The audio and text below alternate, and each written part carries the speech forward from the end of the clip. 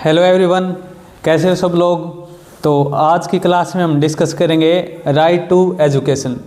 हमारा जो संविधान है वो हमारा जो शिक्षा का अधिकार है इसके बारे में क्या कहता है, और हमारा राइट टू एजुकेशन हमें कब मिला, और भी इससे जुड़ी हुई हम जो अन्य हमारी जो बातें हैं वो डिस्कस करेंगे। ठीक है, सबसे पहले देखो एजुकेशन क्या होती है।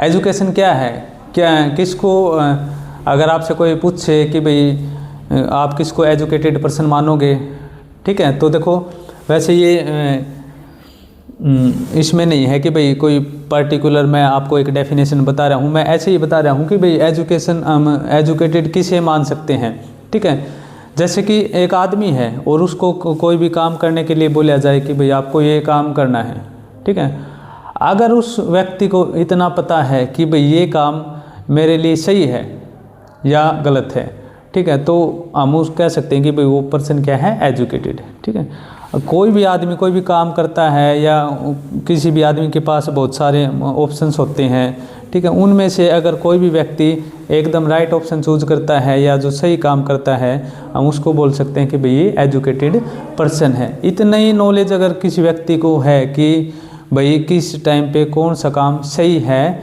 तो उसको मैं क्या एजुकेटेड पर्सन मानता हूँ। ठीक है, ये वैसे किसी ऐसे किताब को तो में नहीं है। ठीक है, ऐसे ही अब देखो राइट टू एजुकेशन हम आ जाते हैं हमारे कॉन्स्टिट्यूशन के ऊपर। राइट टू एजुकेशन है, शिक्षा का अधिकार है, ये हमारे संविधान में कौन से आर्टिकल में बताया गया है, तो आर्टिकल 21A कहाँ पे लिखा गया है, ये आर्टिकल 21A। अब हमारे कॉन्स्टिट्यूशन में किसी भी आर्टिकल के साथ अगर ऐसे कोई अल्फ़ाबेट लगा हुआ है, जैसे ये ए लगा हुआ है 21 के साथ, 21 के साथ ए लिखा हुआ है, हिंदी में अगर किसी के साथ कै लिखा हुआ है, जैसे कि 51 है कै है, या ए की जगह पे हिंदी में पढ़ रहे हो तो आपको कै मिल सकता है। ठीक है, तो ये अगर कोई अल्फ़ाबेट लगा हुआ है किसी भी आर्टिकल के साथ, उसका मतलब क्या है कि वो आर्टिकल हमारा जो बेसिक हमारा फंडामेंटल कॉन्स्टिट्यूशन है, मतलब जब हमारा संविधान बन के तैयार हुआ था 1949 में बन के तैयार हुआ था, 26 नवंबर 1949 को बन के तैयार होता है, और जनवरी में ये लागू हो जाता है 1950 को। ठीक है, तो अगर कोई इस तरह से किसी आर्टिकल के साथ अल्फ़ाबेट लगा हुआ है, इसका मतलब ये है कि उस टाइम पे जब हमारा संविधान बना था, लागू किया गया था, उस टाइम पे ये आर्टिकल हमारे संविधान में नहीं था।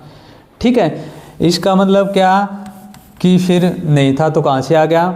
हम हमारे संविधान में ज़रूरत पड़ने पर, जब जब ज़रूरत होती है, हमारी संसद संविधान में संशोधन करती है, एम्बेंडमेंट करती है और नए आर्टिकल जोड़ती रहती है।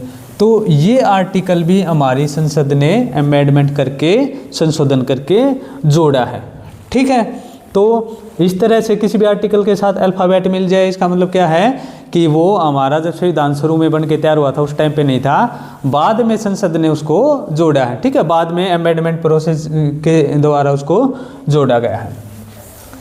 ठीक है, अब क्या कहता है ये आर्टिकल, कहता है कि 6 से 14 साल के जो बच्चे हैं उनको स्टेट है फ्री एजुकेशन देगा, कंपलसरी है। ये हमारा फंडामेंटल राइट बना दिया गया। ठीक है, कैसा राइट है, फंडामेंटल राइट। ठीक है, कब जोड़ा इसको जो जोड़ा है 86th अमेंडमेंट 2002 के द्वारा। ठीक है, ये भी पूछ लेता बहुत बार। ठीक है, कब जोड़ा गया था, 86th अमेंडमेंट 2002 के द्वारा इसको जोड़ा गया था। ठीक है, और कैसा अधिकार बना दिया, ये हमारा फंडामेंटल राइट। ठीक है, क्या कहता है कि राज्य है वो 6 से 14 साल के बच्चों को फ्री में एजुकेशन देगा, कंपलसरी है। ठीक है, क्या है, कंपलसरी, क्योंकि जो हमारे जो मौलिक अधिकार होते हैं ना, फंडामेंटल राइट, इनको पूरा करना ही पड़ता है स्टेट को। अगर इनका वायलेशन करता है स्टेट, अगर मान लेते हैं इनको पूरा नहीं करता या फिर इनको छीनने की कोशिश करता है राज्य, ठीक है, तो हम क्या कर सकते हैं हम कोर्ट को अप्रोच कर सकते हैं। क्या कर सकते हैं? कोर्ट को अप्रोच। और कोर्ट फिर क्या करेगा? कोर्ट आदेश दे के उसको लागू करवा देगा। ठीक है, कोर्ट क्या, कोर्ट देखो, कोर्ट किस, भारत में जो कोर्ट है वो किसी को भी आदेश दे सकता है, सरकार को, कोई मुख्यमंत्री है या कोई व्यक्ति है, किसी को भी। ठीक है, तो कोर्ट आदेश दे के उसको लागू करवा सकता है।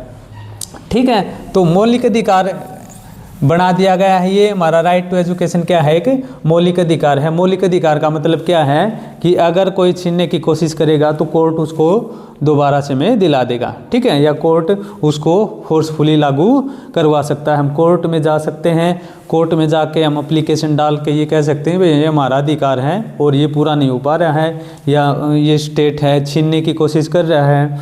ठीक है, तो हम उसको पूरा करवा सकते हैं। ठीक है, तो ये 86वां संशोधन के द्वारा राइट टू एजुकेशन जोड़ा गया। तो देखो अब क्या, अगर 2002 में जोड़ा गया है, इसका मतलब क्या, जब हमारा संविधान 1949 में बन के तैयार हुआ था, उस टाइम पे हमारे जो संविधान निर्माता थे उन्होंने भाई इस बात का ध्यान नहीं रखा था कि भाई राइट टू एजुकेशन होना चाहिए। तो देखो उस टाइम पे भी हमारे संविधान निर्माताओं ने एक बात का ध्यान रखा था। ठीक है, इस बात का कि भाई शिक्षा का अधिकार होना चाहिए। लेकिन अगर आपको भूख लगी हुई है और आपको प्यास लगी हुई है, भूख लगी हुई है, तो उस टाइम पे आपके पास दो ऑप्शन है कि भाई पानी है, खाना है और किताब है।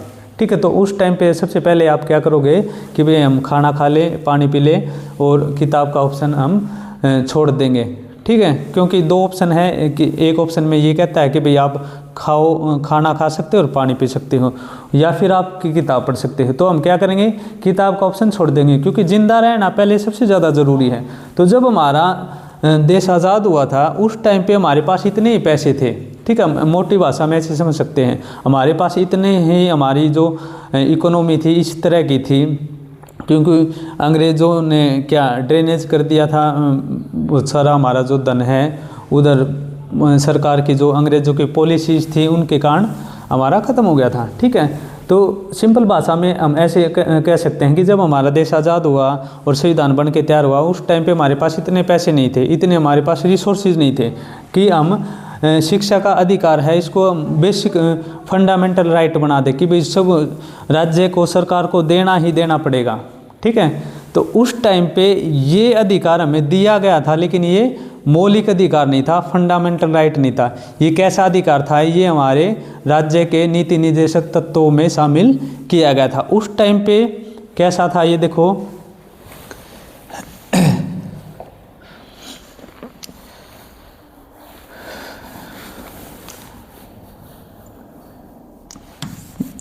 हमारा संविधान का जो आर्टिकल 45 है ये हमारे संविधान के चौथे पार्ट में आता है। ठीक है, और ये जो हमारा फोर्थ पार्ट है ना, हमारे कॉन्स्टिट्यूशन जब हमारा बनाया गया था 22 पार्ट्स थे, तो ये जो फोर्थ पार्ट है हमारा कॉन्स्टिट्यूशन का, इसको DPSP भी बोलते हैं। ठीक है, राज्य के नीति निर्देशक तत्व की directive principle of state policy. इसका मतलब क्या है? इसमें कुछ इस पार्ट में ऐसे अधिकार लिखे गए हैं, जैसे 45 आर्टिकल है इसी में आता है। ठीक है, ये जो पार्ट है हमारा आर्टिकल 36 से लेके और 51 तक है, 36, 37, 38, 39, 40, 41। ठीक है, इस तरह से 45 आर्टिकल है वो भी इसी पार्ट में आता है। इसको कंबाइन, इन सभी को हम DPSP कह देते हैं। इस फोर्थ पार्ट को क्या बोलते हैं? DPSP। अब इनको हम अधिकार बोल लो कि भाई ये एक तरह के अधिकार हैं, या फिर एक तरह के इनको गाइडलाइंस मान लो, गाइडलाइंस मान लो इनको, या फिर इनको राइट मान लो आप। ठीक है, अब देखो पूरी तरह से राइट क्यों नहीं बोला मैंने, गाइडलाइंस क्यों बोल दिया? यहाँ पे जो बात लिखी हुई है हम इसी को उठा लेते हैं, राइट टू एजुकेशन। यहाँ पे आर्टिकल 45 में ये लिखा गया है कि जो राज्य है वो 14 साल तक के बच्चों को क्या करेगा? 14 साल तक के बच्चों को फ्री में एजुकेशन देने की कोशिश करेगा। ठीक है, तो यहाँ पे कंपलसरी नहीं बनाया गया था। क्या नहीं बनाया गया था? कंपलसरी। ठीक है, क्या नहीं बनाया गया था यहाँ पे? कंपलसरी। क्योंकि यहाँ पे जो इस फोर्थ पार्ट में जितनी भी बातें लिखी गई हैं, ये जितनी भी गाइडलाइंस लिखी हुई हैं, इनका मतलब ये है कि भाई सरकार, राज्य, इनको अगर राज्य की सरकार की कैपेबिलिटी है तो इनको लागू कर देगा। अगर सरकार की हिम्मत नहीं है, उसके पास पैसा नहीं है, कैपेबिलिटी नहीं है, तो इनको लागू ना भी करे वो, ठीक है। हम इनके लिए कोर्ट में नहीं जा सकते, हम ये नहीं कह सकते हम कोर्ट में जाके एप्लीकेशन पिटीशन लगा दे कोर्ट में जाके कि भाई हमें ये दो, हमें लागू, हमारा ये अधिकार है, हमारा ये अधिकार 45 में लिखा गया है, इसको लागू करो, ठीक है। तो इसलिए मैंने इसको राइट की जगह गाइडलाइंस बोल दिया, ठीक है। तो ये ऐसे पॉइंट हैं जो ये एक तरह से गाइडलाइंस हैं कि भाई सरकार जब भी कोई नीति बनाएगी, कोई पॉलिसी बनाती है, तो इन पॉइंट्स को ध्यान में रख के वो पॉलिसी बना ले अपनी, कि भाई सरकार ऐसी नीति बनाए जिसमें शिक्षा का अधिकार भी आ जाए, बच्चों को फ्री में शिक्षा मिले। लेकिन अगर नहीं बना पा रही है तो कोर्ट में नहीं जा सकते हम, ठीक है। देखो अधिकार तो वही होता है भाई जो हमें किसी भी सूरत में मिल जाए, अगर जो मिले ना तो उसको अधिकार नहीं बोलेंगे। इसलिए मैंने इसको पूरी तरह से इनको अधिकार नहीं बोला, इनको क्या है एक तरह से ये गाइडलाइंस। तो जब हमारा देश आज़ाद हुआ, हमारे पास इतने पैसे नहीं थे कि ये हमें हमारा मौलिक अधिकार बना दिया जाए कि भाई ये हम कोर्ट के द्वारा लागू करें, कोर्ट के थ्रू जाके हम फ्री में एजुकेशन ले लें, कि भाई कोर्ट आदेश दे और सरकार को फ्री में एजुकेशन देनी पड़े, ठीक है। इतना पैसा नहीं था, इसलिए उस टाइम के जो संविधान निर्माता थे उन्होंने ये अधिकार हमारी ये जो DPSP है इनमें डाल रखा था कि भाई सरकार की जिम्मेदारी है कि बच्चों को 14 साल तक के बच्चे हैं उनको फ्री में एजुकेशन देने की कोशिश करेगा। सरकार ऐसी कोशिश करेगा, सरकार ऐसी नीतियां बनाएगी जिससे कि 14 साल तक के बच्चों को फ्री में एजुकेशन मिले, ठीक है। अब जैसे जैसे सरकार के पास पैसा आया, अब इसके बाद देखो ये जो घटना कह रहा हूँ मैं, स्टार्टिंग में ये हमारा DPSP का पार्ट था आर्टिकल 45, ठीक है। फंडामेंटल राइट नहीं था, मतलब इसमें हम कोर्ट में नहीं जा सकते, ये बेसिक डिफरेंस है। इसको लागू करवाने के लिए हम कोर्ट में नहीं जा सकते, ठीक है। अब इसके बाद राइट टू एजुकेशन से रिलेटेड सरकार ने एक और आर्टिकल, हमारा एक आर्टिकल होगा है आर्टिकल 51A, जिसमें हमारी फंडामेंटल ड्यूटीज़ लिखी हुई हैं, ठीक है। क्या लिखी हुई है? फंडामेंटल ड्यूटीज़, हमारे जो मौलिक कर्तव्य हैं। अब ये देखो यहाँ पे भी A लगा हुआ है, इसका मतलब क्या है कि ये भी क्या है, बाद में जोड़ा गया है, ठीक है। कब जोड़ा गया था? ये 42nd एम्बेडमेंट, 42वां जो संविधान संशोधन कब हुआ था? ये 1976 में इंदिरा गांधी ने किया था, उस टाइम पे इमरजेंसी चली हुई थी, ठीक है। अब इसमें ड्यूटीज लिखी हुई है कि भाई लोगों के भी कुछ कर्तव्य हैं, सरकार या राज्य के ही कर्तव्य नहीं है, लोगों के लिए, लोगों के भी कुछ कर्तव्य बनते हैं अपने देश के लिए, अपनी सरकार के लिए।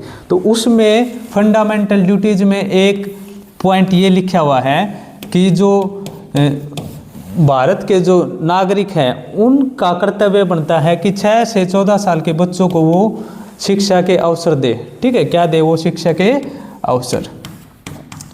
लेकिन फिर से इसमें अगर भारत के नागरिक अपने बच्चों को शिक्षा के अवसर नहीं दे पा रहे तो हम कोर्ट में नहीं जा सकते, ठीक है। इसके लिए भी ये नहीं है भी कोई कानूनी कार्रवाई होगी, ठीक है। तो 1976 में भी ये ऐसा कानून नहीं था, ठीक है।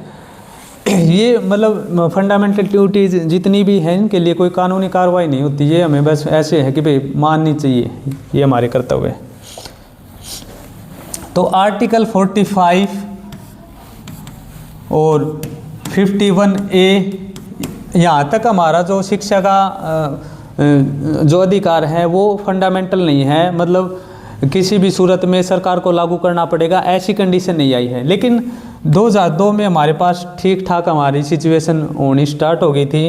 अब खाने और मतलब फूड और वाटर के बाद जो हमारी रिक्वायरमेंट होती है, जैसे रोटी, कपड़ा, मकान, इन चीज़ों के बाद शिक्षा एक ऐसी चीज़ है जिसकी आवश्यकता में होती है, ठीक है। तो 2002 में जो हमारा एम्बेडमेंट किया गया 86th एम्बेडमेंट हमारा,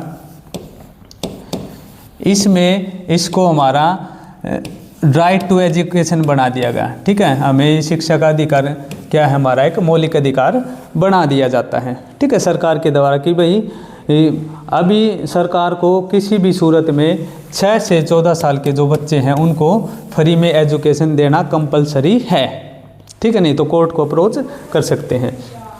अब देखो अगर ये आर्टिकल 6 से 14, यहाँ पे भी क्या था, 14 साल तक के बच्चों को फ्री में एजुकेशन थी, तो यहाँ पे अगर ये आर्टिकल ले आए, यहाँ पे कंपलसरी कर दिया, तो ये आर्टिकल कहाँ गया। तो देखो अब इसमें क्या चेंज कर दिया, इसमें ये कर दिया यहाँ पे 6 से 14 साल तक के बच्चों को फ्री एजुकेशन। यहाँ पे अब ये प्रावधान कर रखा है कि 0 से 6 साल के जो बच्चे हैं, मतलब 6 साल तक के जो बच्चे हैं उनको राज्य फ्री में एजुकेशन या एजुकेशन के अवसर देने की कोशिश करेगा। यहाँ पे जो इस पार्ट में जो चीज़ें डीपीएसपी में जो चीज़ें लिखी हुई ना, उसमें सिर्फ ये कोशिश ही समझ लो आपकी, राज्य कोशिश करेगा, कंपलसरी नहीं है स्टेट के लिए। स्टेट की कैपेबिलिटी है तो कर देगा लागू, नहीं तो नहीं है, ठीक है। तो यहाँ पे ये अब ये प्रावधान कर दिया इस आर्टिकल 45 में, ठीक है। तो राइट टू एजुकेशन हमारा मौलिक अधिकार बन चुका है 86 एमेंडमेंट के द्वारा। और कौन से आर्टिकल में है, आर्टिकल 21A। अब इसके बाद एक और हमारा एक्ट आया था 2009 एजुकेशन से रिलेटेड। ये क्या कहता है, इसने कुछ गाइडलाइंस जारी की हैं कि भाई सरकार ने क्या गाइडलाइंस जारी कर रखी है कि भाई स्कूल है किस तरह के होने चाहिए, टीचर की और जो स्टूडेंट की रेशो है वो कितनी होनी चाहिए, इंफ्रास्ट्रक्चर के बारे में इस तरह से कुछ गाइडलाइंस है। और जो फाइनेंशियली जो वीक बच्चे हैं उनके लिए भी सरकार ने बोला कि भाई स्कूलों में इतनी सीटें उनके लिए फ्री में होनी चाहिए, ठीक है। तो इस तरह से ये इस कानून के तहत ये बात है। तो ये हमने राइट टू एजुकेशन और उससे जुड़ी हुई कुछ चीज़ें पढ़ी हैं। अगर आपको ये चीज़ें पसंद आई हैं तो आप वीडियो को शेयर कर सकते हैं। Thank you.